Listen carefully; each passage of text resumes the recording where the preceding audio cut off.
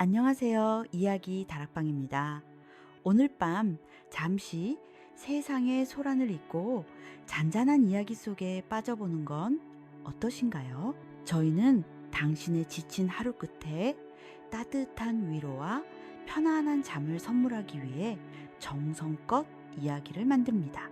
여러분의 구독과 좋아요는 저희가 다음 이야기를 만드는데 정말 큰 힘이 됩니다. 만약 오늘 이야기가 당신의 마음에 작은 울림을 주었다면 따뜻한 응원과 댓글을 남겨주세요. 그럼 이제 편안한 마음으로 오늘의 이야기를 시작하겠습니다. 겨울밤의 공기는 차고 맑았습니다. 마을을 감싼 낮은 산등성이 위로 둥근 달이 은은한 빛을 흩뿌렸습니다. 고요한 달빛 아래 옹기종기 모인 초가집 지붕 위로 하얀 서리가 얇게 내려앉았습니다. 집집마다 따뜻한 온기가 새어나오는 듯했지만 마을 어귀 외따로 떨어진 작은 흙집만은 죽은 듯 고요했습니다. 그 집의 주인은 미숙이었습니다. 방 안은 아궁이에 불을 뗀 지 오래되어 싸늘했습니다. 미숙은 얇은 무명 이불을 어깨까지 끌어 덮었지만 추위는 살갗을 파고드는 것 같았습니다. 하지만 그녀를 떨게 하는 것은 방 안의 냉기 때문만은 아니었습니다. 가짜 무당, 영험함이라곤 눈꼽만큼도 없는 것. 낮에 들었던 마을 사람들의 수군거림이 귓가에 맴돌았습니다. 얼마 전 세상을 떠난 어머니는 용한 무당이었습니다. 사람들은 어머니의 신기가 당연히 딸인 미숙에게 이어졌으리라 믿었습니다. 하지만 미숙에게는 그런 신비한 능력이 없었습니다. 그녀는 그저 어머니가 하던 흉내를 낼 뿐인 껍데기뿐인 무당이었습니다. 마을 사람들의 경멸과 두려움이 섞인 눈초리 속에서 미숙은 매일 밤 이렇게 홀로 추위와 싸워야 했습니다. 그때였습니다. 극심한 피로와 공포 속에서 미숙의 의식이 아득해졌습니다. 그리고 다시 눈을 떴을 때 나는 더 이상 미숙이 아니었습니다. 여긴 어디지? 정신과 전문의 수료를 앞둔 임상 심리학자 장은서. 그녀는 자신의 이름을 기억했습니다. 방금 전까지 논문 마감에 시달리다 쪽잠이 들었던 것 같은데 눈앞에 펼쳐진 광경은 병원 당직실이 아니었습니다. 까끌까끌한 짚이 섞인 흙벽, 깜빡이는 호롱불, 그리고 지독한 냉기. 은서는 공포감에 숨이 멎는 것을 느꼈습니다. 심장이 미친 듯이 울렸습니다. 그녀는 손을 들어 뺨을 만졌습니다. 제 것이라고 하기엔 너무나 거칠고 낯선 감촉이었습니다. 진정해, 장은서. 이건 꿈이야? 아니면 극도의 스트레스로 인한 해리성 장애일 수도 있어. 그녀는 스스로에게 속삭이며 배운 대로 심호흡을 시작했습니다. 숨을 깊게 들이마시고 천천히 내쉬었습니다.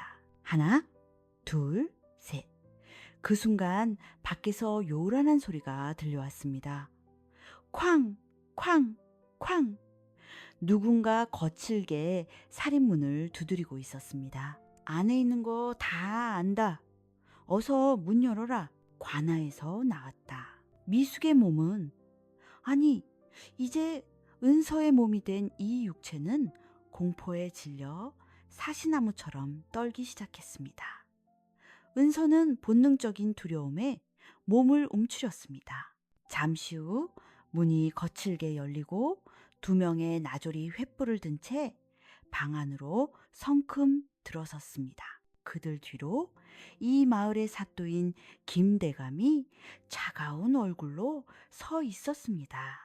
내년이 이 마을의 무당이냐? 목소리에는 어떠한 온기도 실려 있지 않았습니다.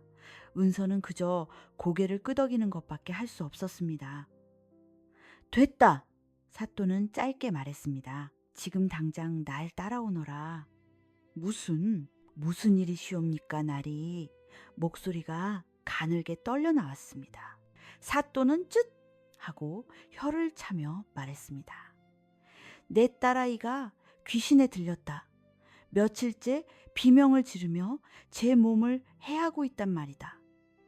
용하다는 네 어미는 죽었으니 이제 네 차례다. 횃불빛에 사또의 눈이 번뜩였습니다. 내일 정오까지 내 딸아이에게 붙은 귀신을 쫓아내거라. 은서는 숨을 삼켰습니다. 귀신이라니. 21세기를 살던 그녀에게 귀신은 그저 정신분석학의 대상일 뿐이었습니다. 만약 사또의 목소리가 얼음장처럼 차가워졌습니다.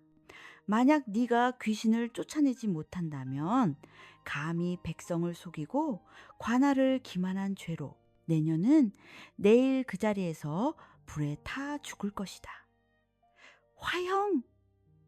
나졸들이 횃불을 거두고 물러갔습니다.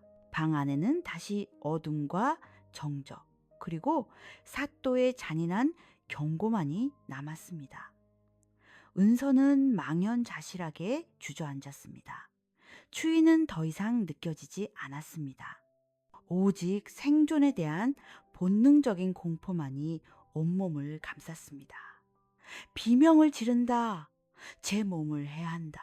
임상 심리학자로서의 경험이 머릿속에서 빠르게 데이터를 조합하기 시작했습니다. 이건 귀신 들린 증상이 아니야. 그녀는 떨리는 손으로 마른 세수를 했습니다.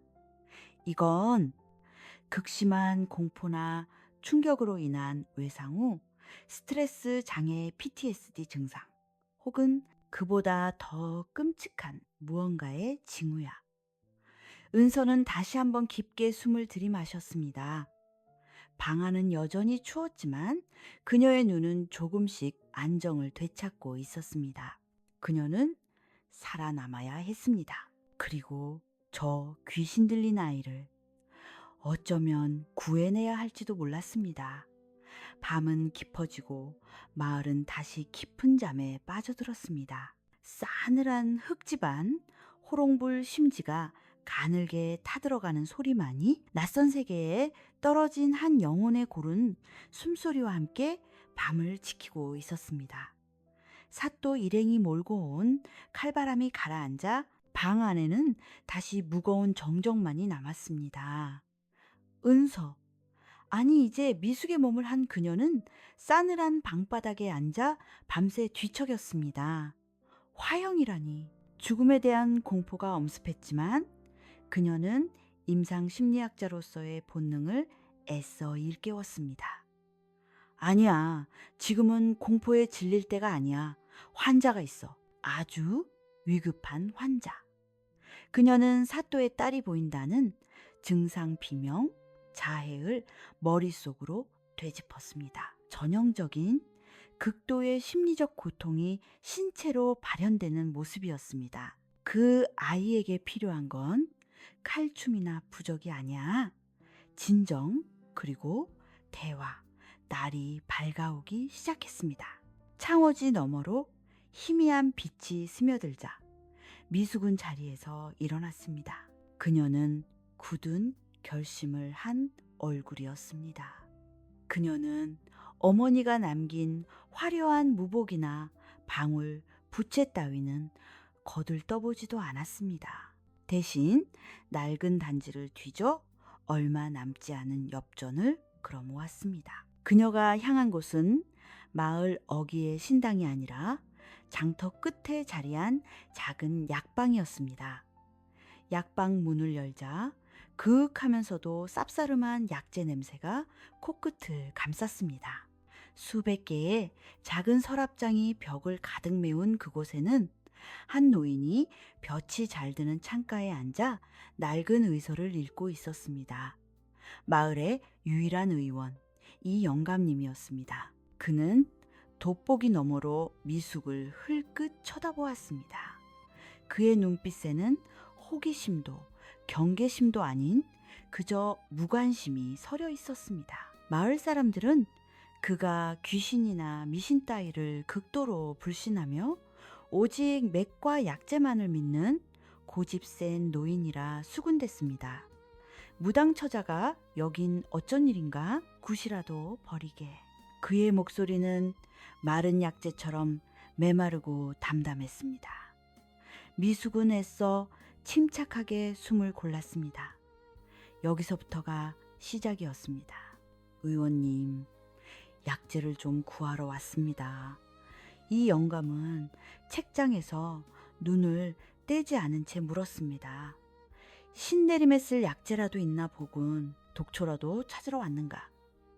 아닙니다. 미숙은 단호하게 말했습니다.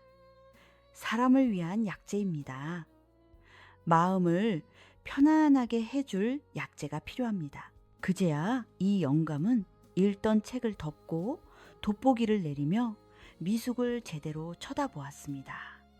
그의 눈빛은 날카로웠지만 사또의 그것처럼 잔인하지는 않았습니다. 그저 모든 것을 꿰뚫어 보려는 듯한 깊은 회의감이 담겨 있었습니다.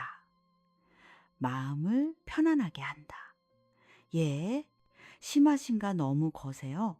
밤잠을 이루지 못하고 간기가 울결되어 헛것을 보며 제 몸을 상하게 하는 이에게 쓸 약입니다. 미숙의 입에서 전문적인 의학 용어가 흘러나오자 이 영감의 미간이 미세하게 좁혀졌습니다.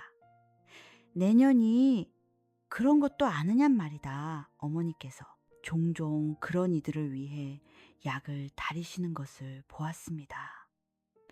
은서는 재빨리 둘러댔습니다. 저는 그저 그분에게 지금 가장 필요한 것이 날카로운 칼이나 시끄러운 방울소리가 아니라 따뜻한 차 한 잔이라고 생각할 뿐입니다. 이 영감은 말없이 미숙을 바라보았습니다. 저 계집은 분명 마을에서 손가락질 받는 가짜 무당이었습니다. 영험함이라곤 찾아볼 수 없는 그저 죽은 어미의 명성에 기댄 어린아이. 그런데 지금 저 아이의 입에서 나오는 말은 귀신을 쫓는 무당의 말이 아니었습니다. 그것은 병의 근원을 살피는 의원의 말이었습니다.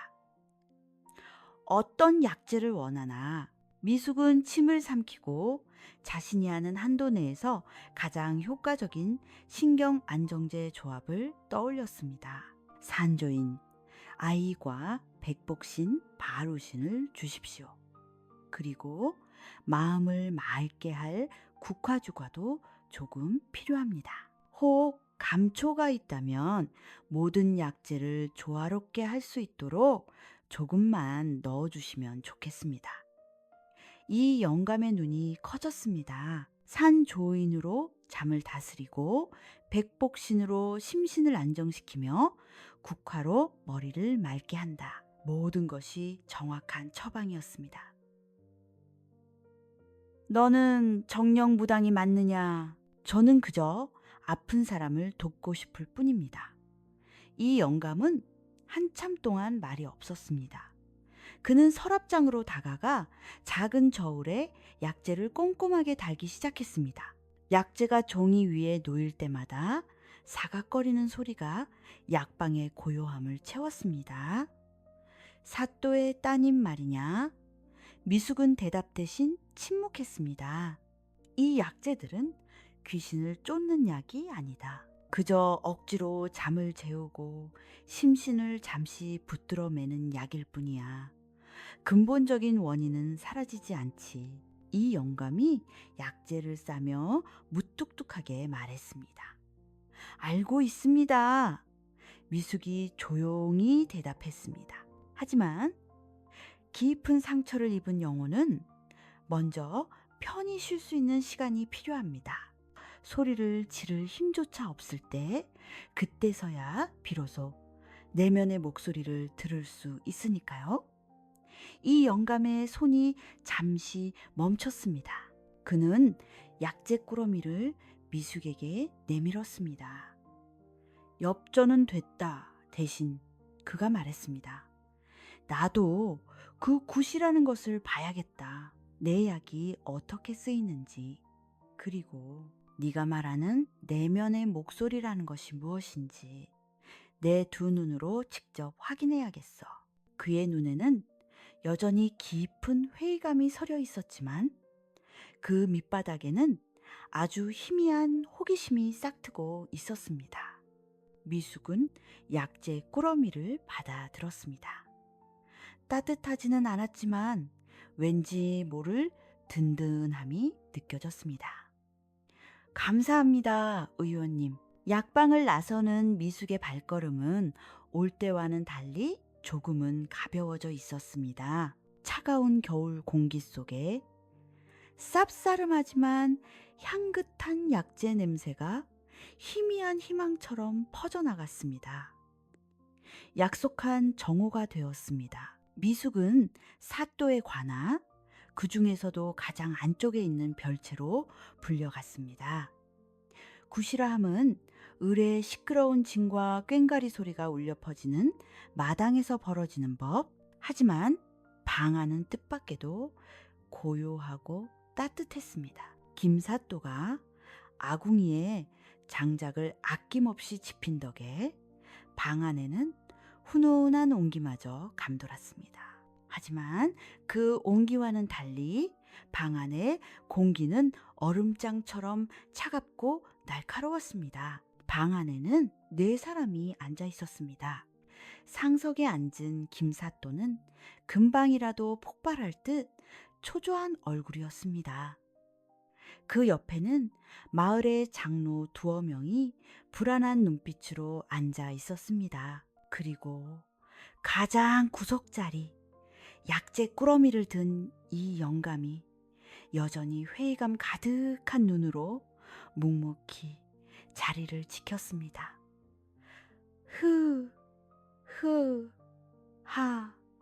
하, 하. 그들 모두의 시선이 향한 곳, 비단 병풍 뒤쪽에서 끔찍한 비명소리가 터져 나왔습니다. 머리를 풀어헤친 사또의 딸 김아씨였습니다. 그녀는 눈이 완전히 풀린 채 제 손톱으로 연신 팔뚝을 긁어대며 짐승처럼 울부짖고 있었습니다. 보았느냐? 김사또가 미숙을 노려보며 소리쳤습니다. 저것이 귀신이 아니고 무엇이냐? 당장 네 어미가 하던 대로 칼을 들고 방울을 흔들어 저 악귀를 내쫓지 않고 못하느냐. 그의 호통에 방 안의 공기가 더욱 얼어붙었습니다.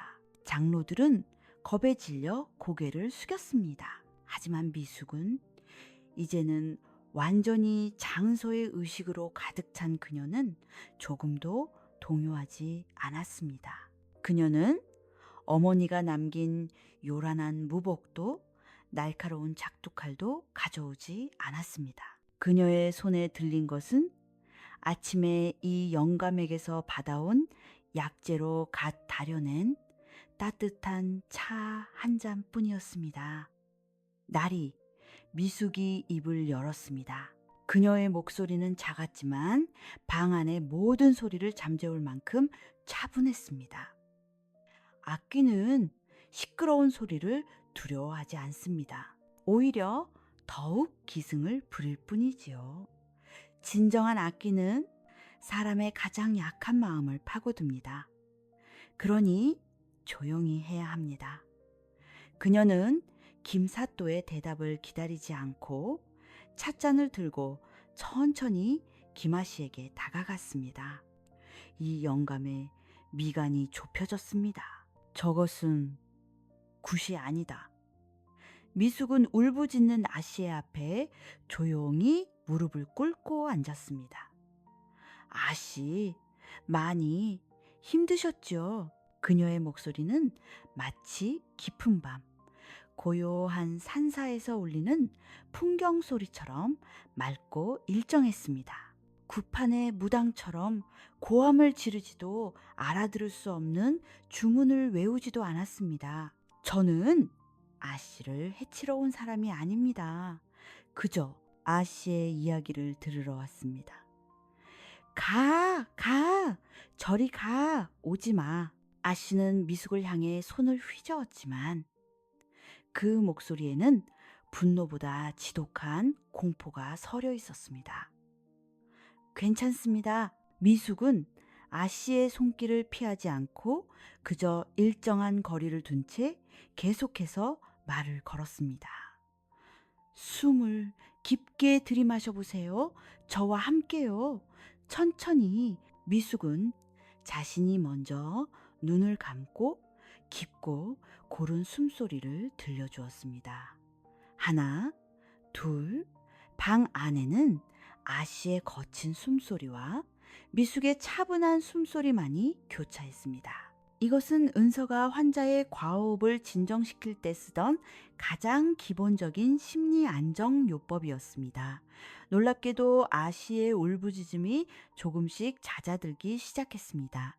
그녀는 여전히 몸을 떨고 있었지만 적어도 비명을 지르지는 않았습니다. 그때 미숙이 찻잔을 조심스럽게 내밀었습니다. 이것은 감로수 갈로수입니다. 신령님께서 아씨를 위해 특별히 내리신 물이지요. 은은한 국화와 산조인 향이 방 안에 퍼졌습니다. 이 영감은 저것이 신령의 물이 아니라 자신이 조제한 안신제임을 알았지만 입을 열지 않았습니다.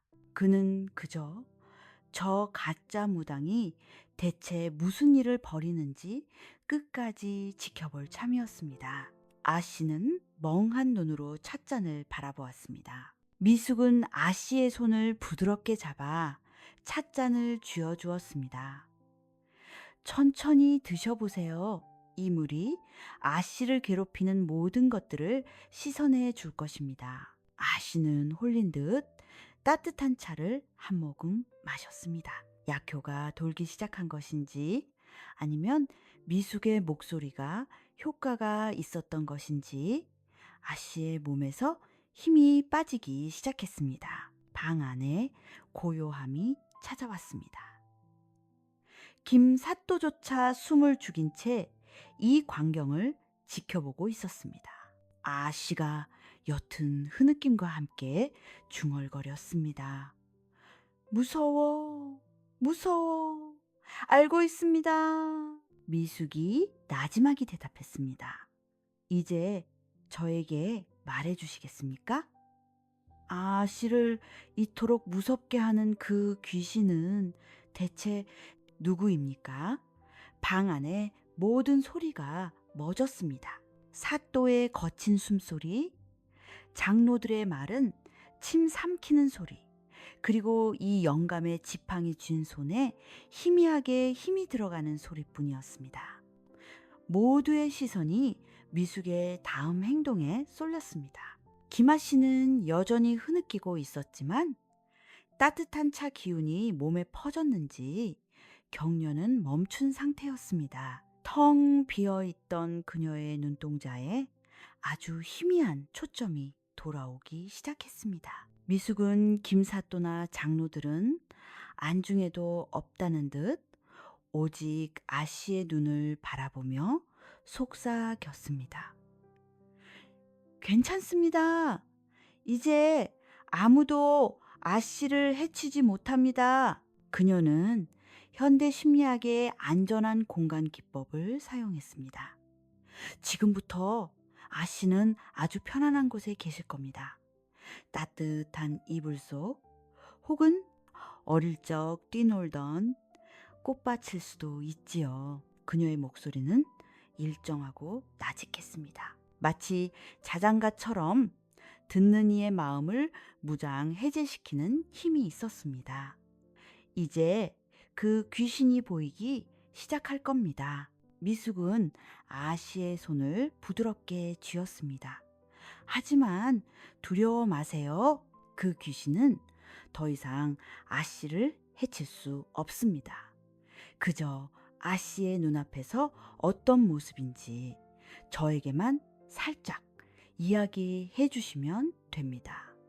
이것은 굿이 아니었습니다. 이것은 최면 유도였습니다. 이 영감은 눈을 가늘게 떴습니다. 그는 저 무당계집이 약 기운을 이용해 아이의 넋을 빼내고 있다는 것을 어렴풋이 짐작했지만 그 목적이 무엇인지 알 수 없어 그저 지켜볼 뿐이었습니다.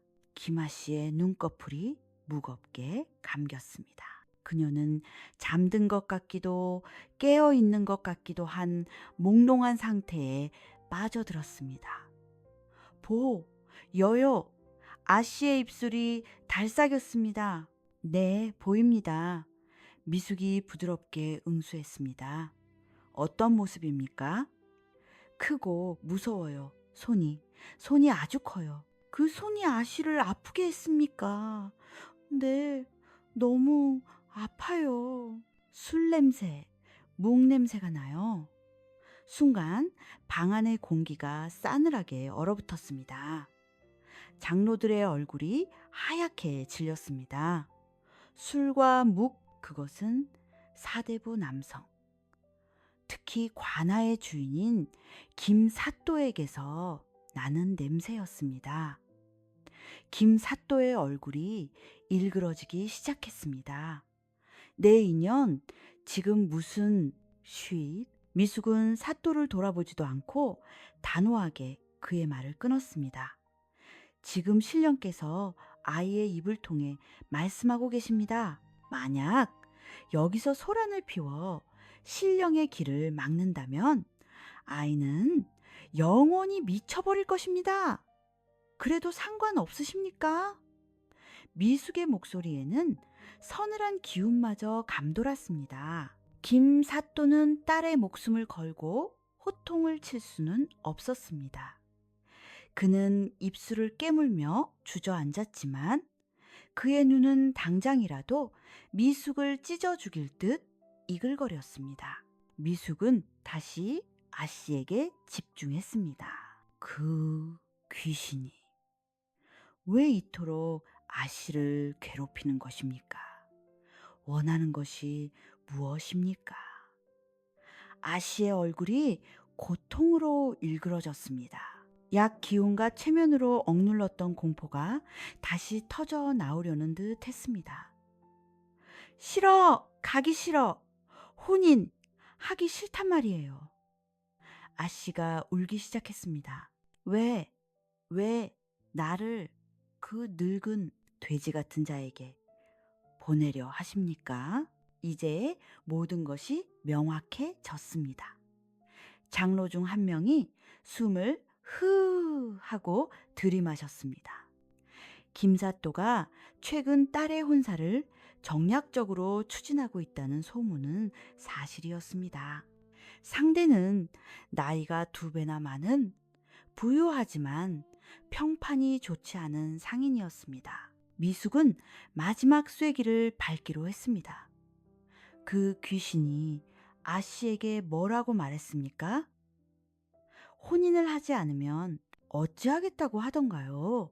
아씨의 몸이 심하게 떨리기 시작했습니다. 그녀는 끔찍한 기억을 마주하고 있었습니다. 다 다리를 부러뜨릴 거라고, 아무도 모르게 광에 가둬버릴 거라고, 그리고 마침내 아씨가 눈을 번쩍 떴습니다. 하지만 그녀의 시선은 미숙을 향한 것이 아니었습니다. 텅 빈 그녀의 눈동자는 정확하게 상석에 앉은 제 아버지를 향하고 있었습니다. 아버님, 그 한마디에 방 안의 모든 시간이 멈췄습니다. 왜 저에게 왜 이러시는 겁니까? 그것은 더 이상 귀신의 목소리가 아니었습니다. 그것은 지독한 공포와 배신감에 휩싸인 한 여린 아이의 마지막 절규였습니다. 김사또의 얼굴에서 핏기가 완전히 가셨습니다. 그는 자신의 추악한 비밀이 자신이 그토록 경멸하던 가짜 무당의 손에 의해 마을의 어른들 앞에서 남김없이 폭로되리라고는 상상도 못했습니다. 그 후 아씨는 그 말을 끝으로 마침내 긴장이 풀린 듯 깊은 잠에 빠져들었습니다. 이 영감이 처방한 안신제가 제 역할을 다한 것입니다. 방 안에는 아씨의 고른 숨소리만이 울려 퍼졌습니다. 귀신은 사라졌습니다. 아니, 애초에 귀신 따위는 없었습니다. 이 영감은 조용히 눈을 감았습니다. 그는 약재상이 아니라 난생 처음으로 심의 신의를 목격한 참이었습니다. 미숙은 땀으로 젖은 이마를 닦고 조용히 아씨의 이불을 덮어주었습니다. 치료는 끝났습니다. 그녀는 자리에서 일어나 얼음처럼 굳어버린 김사또와 장로들을 향해 차갑게 선언했습니다. 그날의 굽판 이후 며칠이 흘렀습니다. 마을은 겉보기에는 평온했지만 보이지 않는 곳에서는 큰 파문이 일었습니다. 김사또는 관아의 대문을 굳게 걸어 잠갔습니다. 수치심과 분노로 몸을 떨었지만 자신의 추악한 비밀을 목격한 장로들 앞에서 그 어떤 위험도 세울 수 없었습니다. 딸의 혼사는 당연히 취소되었습니다. 그날 함께 있었던 장로들은 약속이나 한 듯 입을 다물었습니다. 그들은 귀신보다 더 무서운 진실을 보았고 또한 자신들이 그 진실 앞에서 얼마나 무력했는지 깨달았기 때문입니다. 덕분에 미숙은 화형을 면했습니다. 김사또는 미숙을 벌할 수 없었습니다. 그녀를 벌한다는 것은 그날의 일을 공공연하게 사실로 인정하는 꼴이 되기 때문이었습니다. 하지만 마을 사람들의 시선은 여전히 차가웠습니다. 사또의 딸이 낳았다는 소문은 퍼졌지만 그 과정이 너무나 조용하고 기이했기에 사람들은 오히려 미숙을 더 두려워하거나 혹은 여전히 가짜 무당이라 수군거렸습니다. 미숙은 다시 어머니가 남긴 싸늘한 신당방에 홀로 남겨졌습니다. 그녀는 살아남았지만 앞으로 이곳에서 어떻게 살아가야 할지 막막했습니다. 심리학 지식은 한 사람을 구할 수 있었지만 이 봉건적인 사회의 편견까지 바꿀 수는 없었습니다. 그렇게 며칠이 지난 어느 늦은 오후였습니다. 하늘에서는 겨울을 재촉하는 차가운 비가 추적추적 내리고 있었습니다. 계신가? 익숙하지만 이제는 조금 다르게 들리는 목소리였습니다. 이 영감이었습니다. 그는 낡은 도롱이를 걸친 채 약재 꾸러미 대신 따뜻한 김이 오르는 작은 약탕기를 들고 서 있었습니다. 미숙은 말없이 문을 열었습니다. 이 영감은 방 안에 들어와 굳이 신당의 신상에는 눈길도 주지 않고 차가운 방바닥에 약탕기를 내려놓았습니다. 몸이 춥지 않나? 그가 무뚝뚝하게 물었습니다. 그날 보니 땀을 꽤 흘린 듯하여 기운을 보충할 쌍화탕 상가이라도 한 재 지어왔네. 그의 말투는 여전히 무뚝뚝했지만 그 안에는 더 이상 날카로운 회의감이 서려 있지 않았습니다. 미숙은 그저 그를 바라보았습니다. 이 영감은 헛기침을 한번 하더니 어렵게 입을 열었습니다. 나는 평생 귀신을 믿지 않았네. 지금도 마찬가지야. 그는 방 안을 둘러보았습니다. 먼지 쌓인 방울과 부채, 그리고 화려하지만 생기 없는 무복들. 그날 자네가 한 것은 굿이 아니었어. 이 영감의 시선이 미숙에게 향했습니다. 나는 평생 몸을 고치는 의원이었지만 그날 처음으로 마음을 고치는 심해식리를 보았네. 그것은 그의 고백이었습니다. 자신이 평생 쌓아온 의술의 세계 바깥에 자신이 이해하지 못했던 또 다른 치유의 영역이 존재함을 인정한 것입니다. 자네, 그 신기신이는 대체 어디서 배운 것인가? 미숙은 잠시 망설였습니다. 미래에서 왔습니다. 심리학이라는 학문입니다. 그런 말을 할 수는 없었습니다. 어머니께서는 실력으로 사람을 구하셨지만 미숙은 조용히 대답했습니다. 저는 실력이 없습니다. 그저 사람의 마음을 읽는 법을 조금 배웠을 뿐입니다. 귀신은 사람의 마음이 가장 약한 곳에 깃드는 법이니까요. 이 영감은 더 이상 묻지 않았습니다. 그는 고개를 끄덕였습니다. 그것으로 충분했습니다. 이곳, 그가 신당을 가리켰습니다. 이대로 묵혀둘 셈인가? 저는 무당이 아닙니다, 오연님. 알고 있네. 이 영감이 단호하게 말했습니다.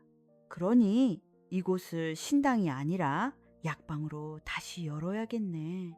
미숙의 눈이 커졌습니다. 나는 약재로 사람의 몸을 다스릴 테니 자네는 말로써 사람의 마음을 다스리게. 이 영감이 획기적인 제안을 했습니다. 이곳을 신령님께 복채를 바치러 오는 곳이 아니라 마음이 아픈 자들이 와서 그 아픔을 털어놓고 따뜻한 차 한 잔을 얻어가는 곳으로 만드는 걸세. 그게 가능할까요? 왜 불가능한가? 이 영감의 눈이 빛났습니다. 자네에게는 사람의 마음을 여는 힘이 있고 나에게는 그 마음을 보듬을 약재가 있네. 이보다 더 좋은 조합이 어디 있겠나. 미숙은, 아니 은서는 자신의 심장이 뛰는 것을 느꼈습니다. 조선 땅에 떨어져 그저 살아남기 급급했던 그녀에게 처음으로 목표가 생긴 순간이었습니다. 조선 최초의 심리 상담소. 그녀는 이 영감이 건넨 따뜻한 쌍화탕을 받아들었습니다.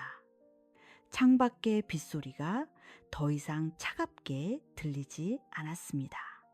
쌉싸름한 탕약의 온기가 얼어붙었던 그녀의 마음을 조용히 녹이고 있었습니다. 차가운 비가 그치고 계절은 어느덧 초겨울로 접어들었습니다.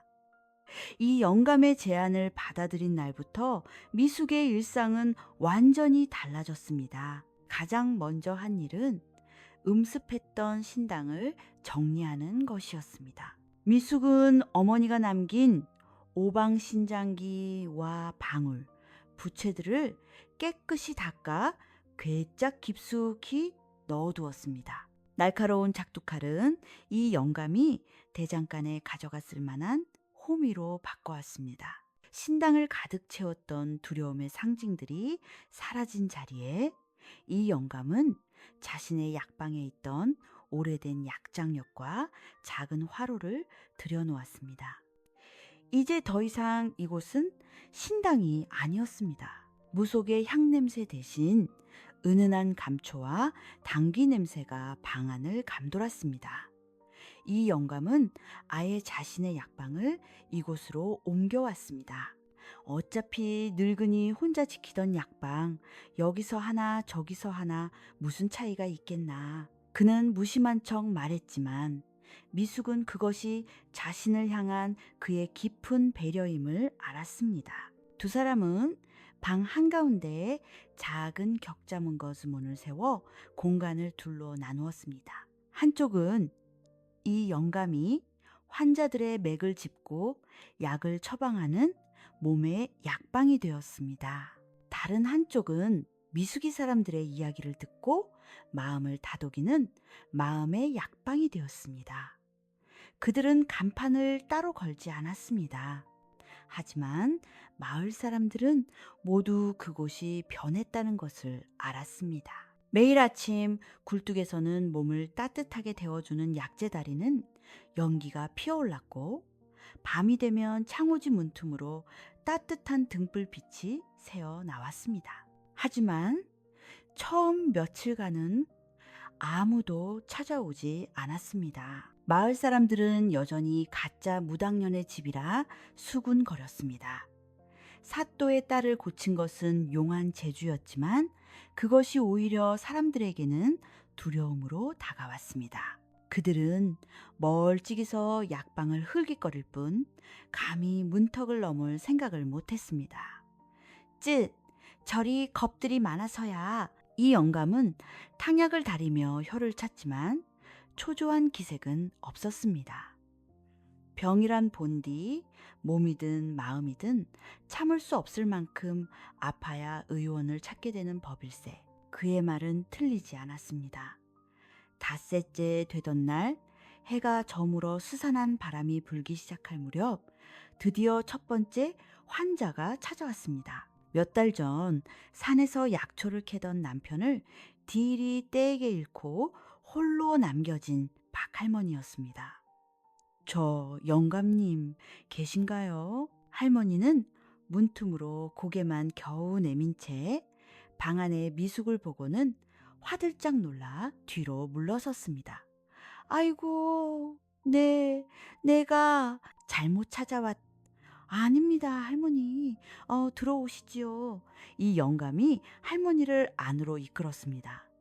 몸이 편찮으신 게지요. 어디가 아프신지 말씀해 보시구려. 박할머니는 이 영감이 내민 따뜻한 둥글레차로 겨우 몸을 녹이고 나서야 떨리는 목소리로 입을 열었습니다. 잠을 잘 수가 없어요. 할머니의 눈가는 퀭했습니다. 그 이 양반이 매일 밤 꿈에 나와서 어찌나 서럽게 우는지 그 양반 우는 소리에 잠을 깹니다. 날이 밝을 때까지 뜬 눈으로 밤을 지새우니 이젠 숨이 턱까지 차고 가슴이 돌덩이처럼 무겁습니다. 전형적인 화병호흡이자 외상 후 스트레스 장애 PTSD로 인한 불면증이었습니다. 이 영감이 먼저 조용히 할머니의 손목에 손가락을 얹었습니다. 진맥 좀 보겠습니다. 한참 동안 맥을 짚던 그가 고개를 끄덕였습니다. 심하신가? 너무 그득하여 기가 다 빠져나가셨구려. 마음이 이리 허하니 몸이 버텨낼 재간이 없지요.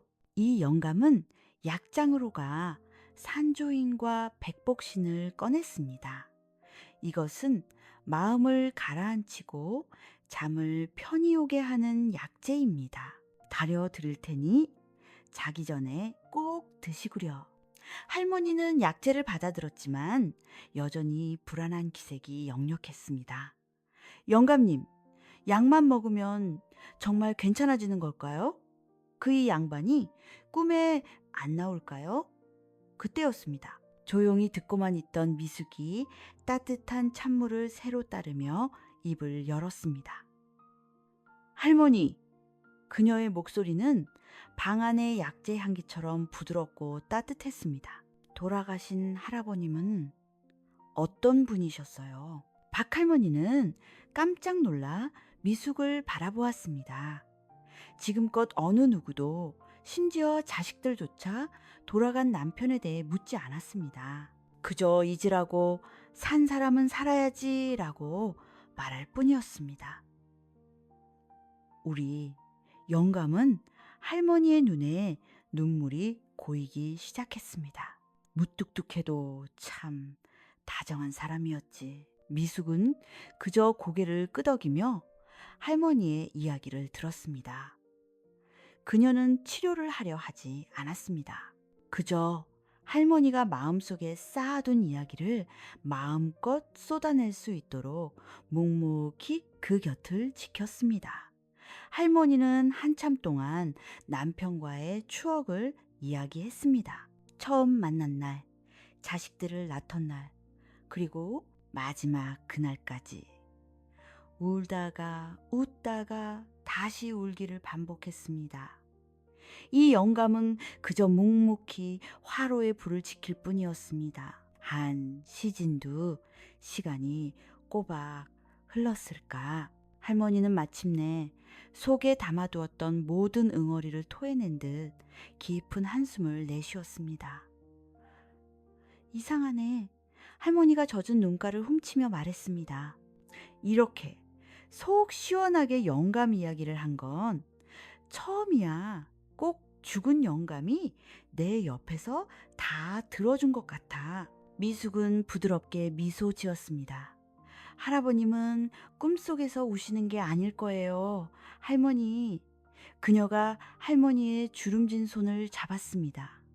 아마도 할머니께서 이렇게 울고만 계시니 안타까워서 계속 찾아오시는 게 아닐까요? 할머니의 눈이 커졌습니다. 오늘 밤에는 이 약을 드시고 주무시기 전에 할아버님께 속삭여 보세요.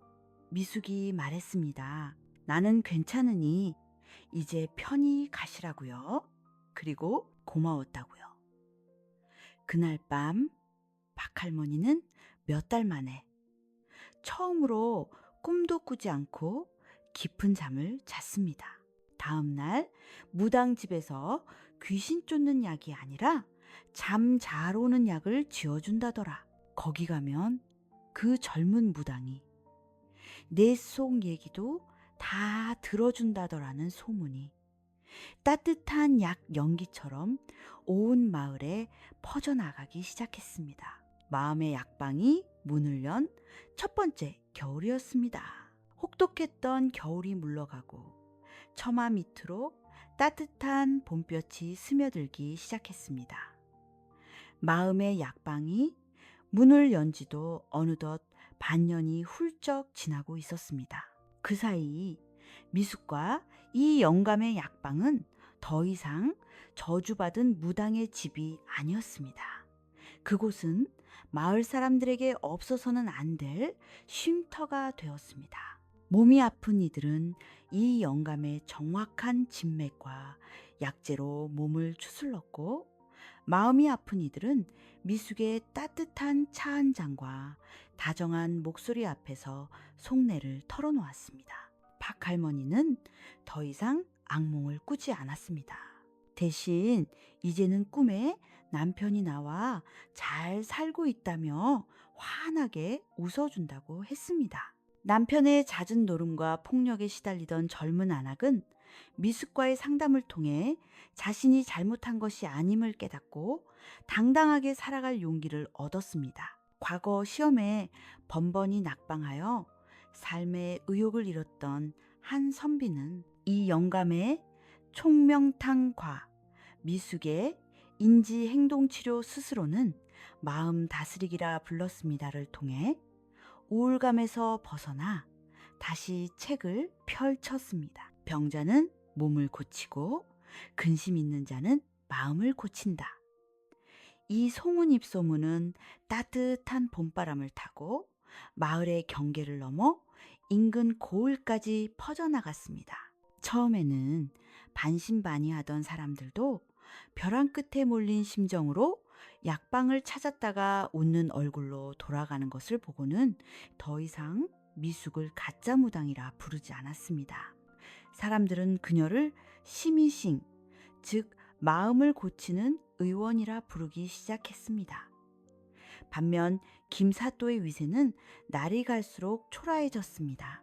그날 밤 딸의 입을 통해 자신의 추악한 비밀을 들었던 장로들은 더 이상 그에게 고개를 조아리지 않았습니다. 딸을 정략결혼의 도구로 삼고 그것이 어긋나자 귀신 씌웠다며 무고한 무당을 죽이려 했던 사또의 이야기는 굳이 발설되지 않아도 사람들의 눈빛을 통해 공공연한 비밀이 되었습니다. 김사또는 미숙이 마을 사람들의 신망을 얻는 것을 보며 분노했지만 아무것도 할 수 없었습니다.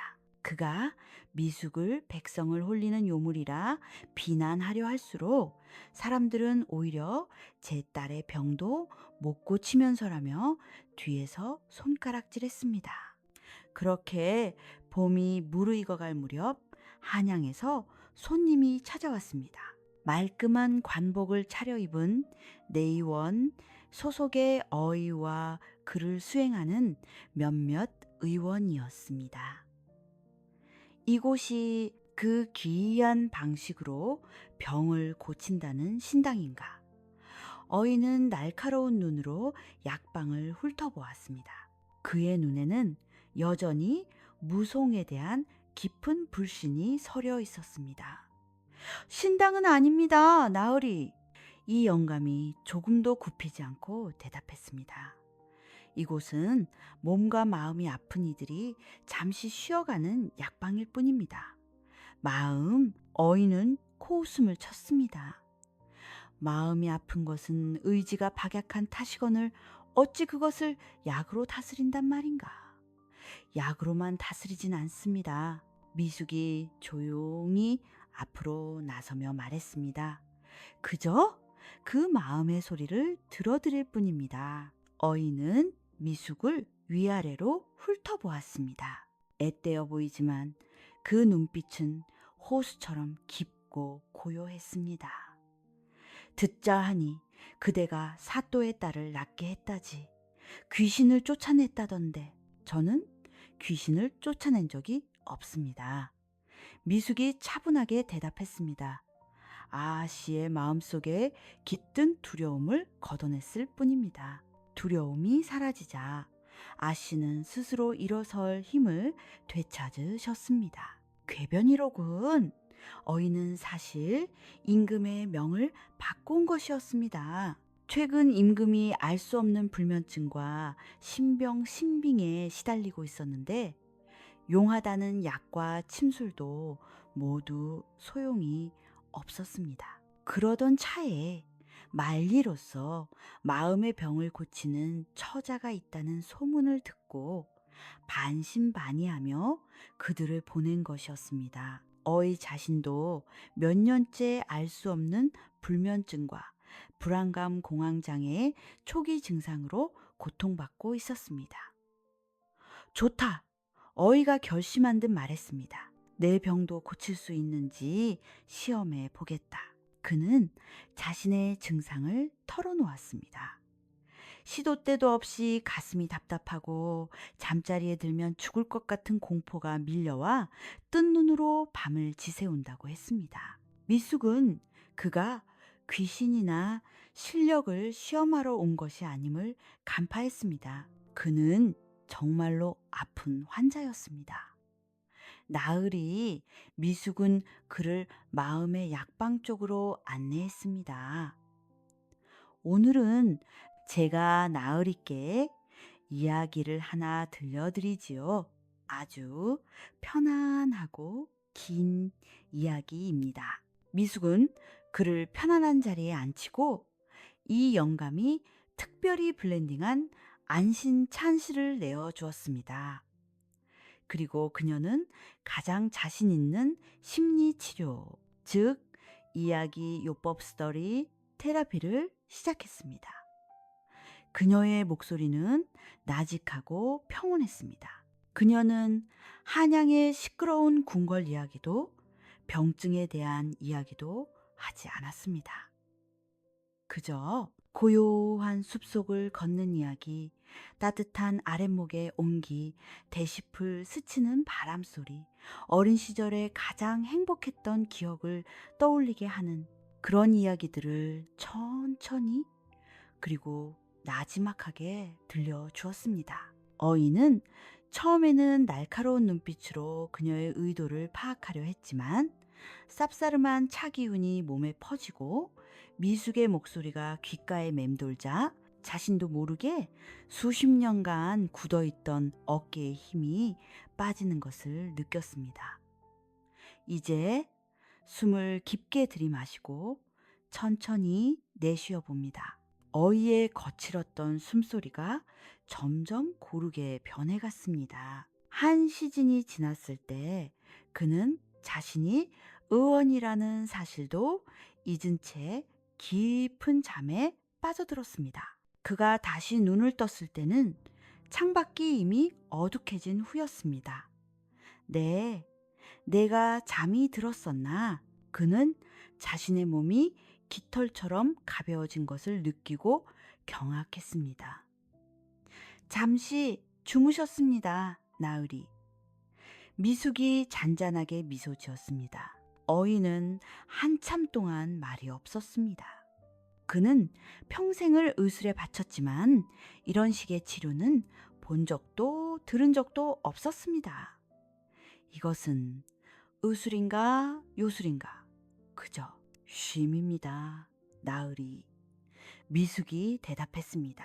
몸이 쉼을 얻어야 하듯 마음도 쉼을 얻어야 하니까요. 어이는 약방을 나섰습니다. 그는 미숙에게 아무 말도 하지 않았지만 한양으로 돌아가는 그의 발걸음에는 확신이 서려 있었습니다. 그는 궁에 돌아가 임금께 아뢰 말이 생겼습니다.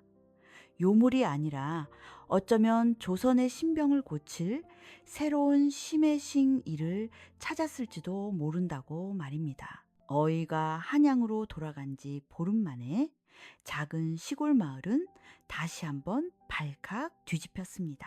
이번에는 오랏줄을 든 포졸들이 아니라 임금의 교지를 든 금군들이 당도했기 때문이었습니다. 심의싱 미숙과 의원 이가 리거는 즉시 권라로 입시 주하라.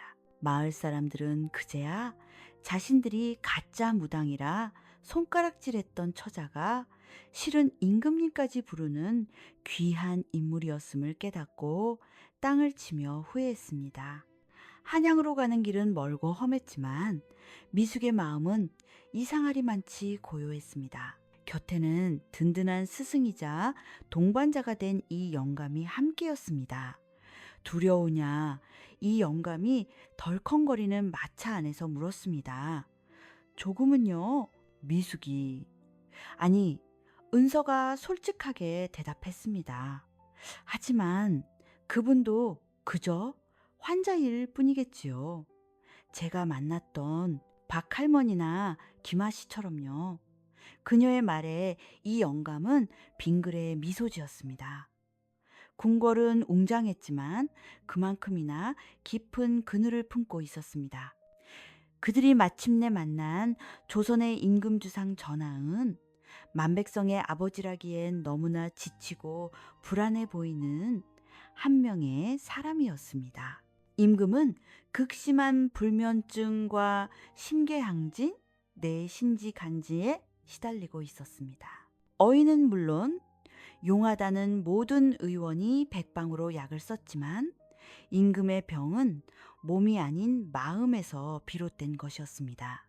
용상의 무게, 신하들에 대한 불신, 끊임없는 정쟁 속에서 그의 마음은 병들어가고 있었습니다. 네가 짐의 마음을 고칠 수 있단 말이냐? 임금이 지친 눈으로 물었습니다. 미숙은 절을 올린 뒤 조용히 고개를 들었습니다. 전하, 저는 병을 고치는 재주는 없사옵니다. 하오나 그녀는 어이가 미리 준비해둔 이 영감의 안신차를 조심스럽게 올렸습니다. 전하의 무거운 마음을 잠시나마 들어드릴 수는 있사옵니다. 그날부터 미숙은 매일 밤 임금의 처소에 들었습니다. 그녀는 침을 놓지도 부적을 태우지도 않았습니다. 그저 임금이 그동안 누구에게도 털어놓지 못했던 속마음을 쏟아낼 때까지 묵묵히 들어주었습니다.